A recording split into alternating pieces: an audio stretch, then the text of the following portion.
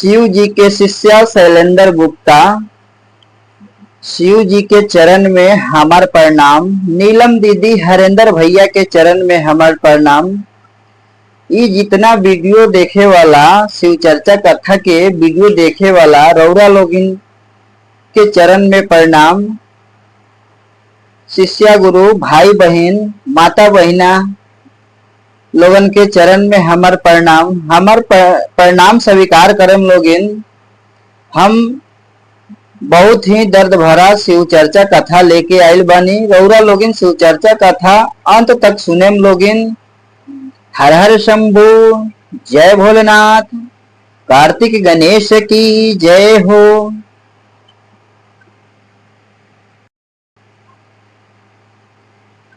एगो राज्य में राजा राज करत रहलेन। ई बहुत प्राचीन काल के कथा हटे। रौरा लोगिन कथा के अंत तक सुनेम लोगिन। एगो राज्य में राजा राज करत रहलेन। उ राजा के शादी भइल। शादी भइला के बाद रानी के देह से एको गो लइका फैका ना भइल। बहुत धनवान राजा रहलन। अनु से धनो रहे, संपत्ति रहे। काहे कि उ तो राजे रहलन। राजा के पास का चीज के कमी बा? कौनो चीज के कमी ना रहे। लेकिन उहे एगो कमी रहे, संतान के कमी रहे। ऐसे ही वो बहुत कंजूस रहलन राजा और रानी। ना केहू के दान करस, ना पूजा पाठ से मतलब रखस, आ ना केहू के खियावस पियावस। राजा भी तो उहे रहले ना, रानी भी उहे रहली।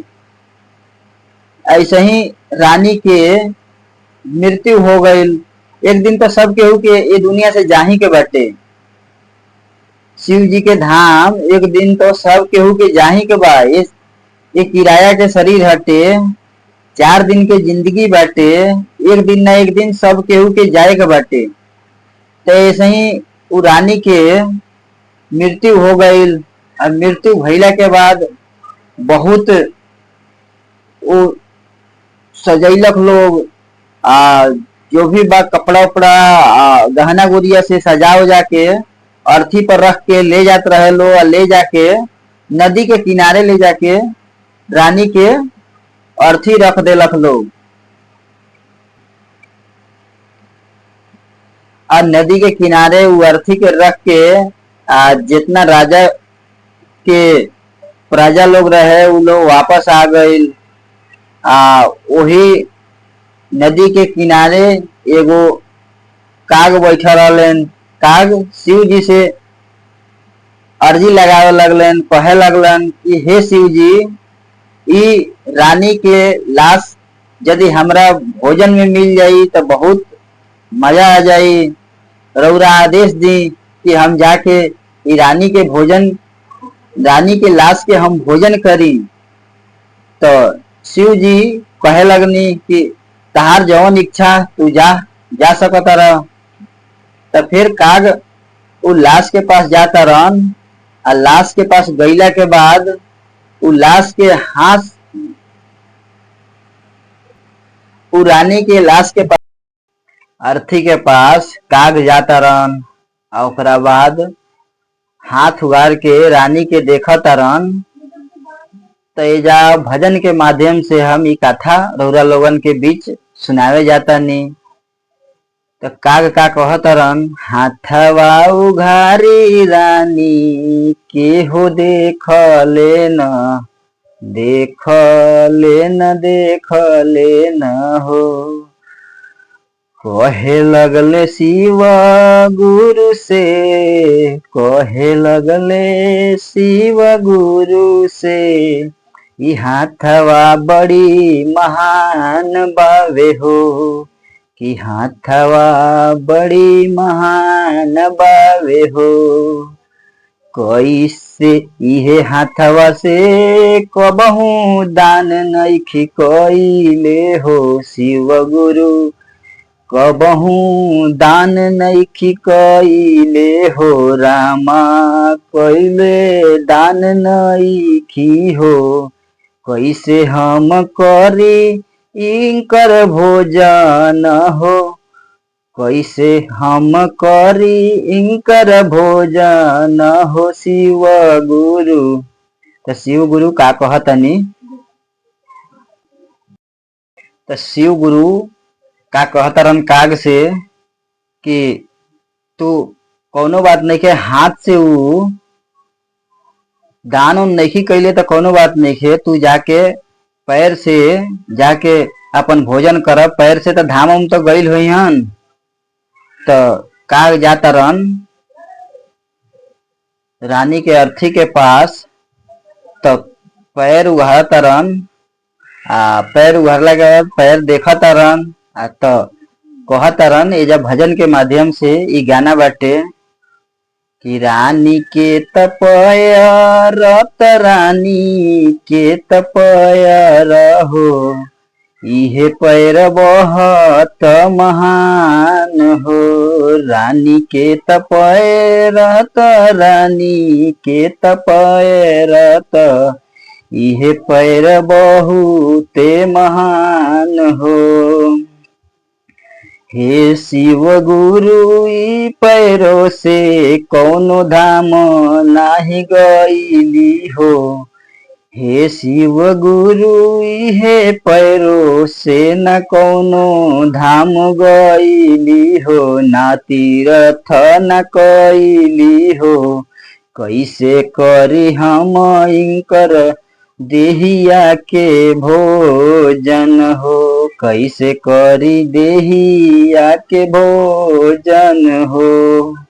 तो शिव जी का कहतनी काग से कि कोनो बात नहीं के, पैर से कोनो तीर्थ धाम नहीं गईल तो कोनो बात नहीं के, मुँहे से जाके तू अपन भोजन कर। मुँह से तो भजन कीर्तन कैले हुईन। तो जाके काग रानी के अर्थी के पास जाता रन और मुंह उघाड़ता रन। तो देखता रन, मुंह देखला के बाद एजा भजन के माध्यम से का कहता रन काग कि रानी के त मुहावा त सुंदर बावे हो, रानी के त मुहावा त सुंदर बाटे राम। इत मुहावा महान, इत मुहावा महान बाटे। रानियों के त मुहावा बहुत सुंदर बावे, सुंदर बावे सुंदर बावे हो। इहे मुहावा बहुते महान शिव गुरु, इहे मुहावा से कवनो ना भजन ना कैली हो, ना कैली हो।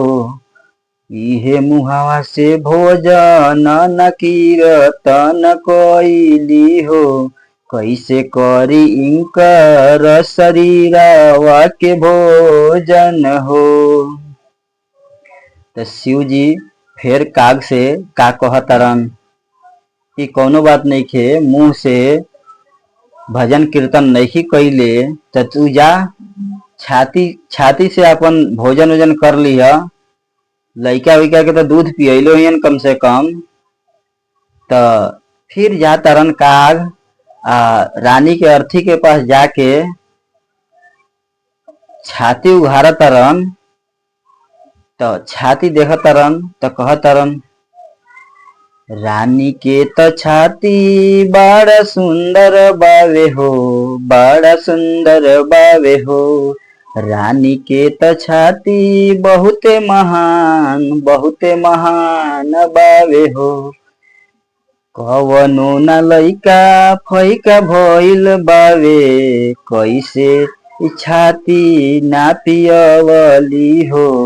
कैसे करी हम इनकर शरीरवा के भोजन हो। तो शिव जी का कहतरन कोनो बात नहीं खे, छाती से तू भोजन ना करब तो कोनो बात नहीं है, जाके उनकर पेट से भोजन करला, गर्भ में तो बच्चा उच्चा ठहरल होई, कबो न कबो तो बच्चा ठहरल होई। तो फिर जाता रहन ये रानी के अर्थी के पास आ जाके पेट उघारा तरन। तो देखा तरन एजा भजन के माध्यम से ही हम कथा सुनावे जाता नी, रौरा लोगिन कथा सुनी लोगिन। जाके कहतारन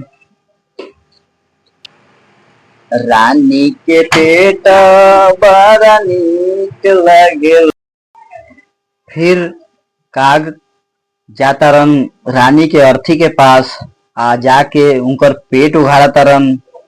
पेट उगरला के बाद देखा तरन कोहा तरन कि रानी के तो पेट बड़ा सुंदर हो, बड़ा सुंदर हो।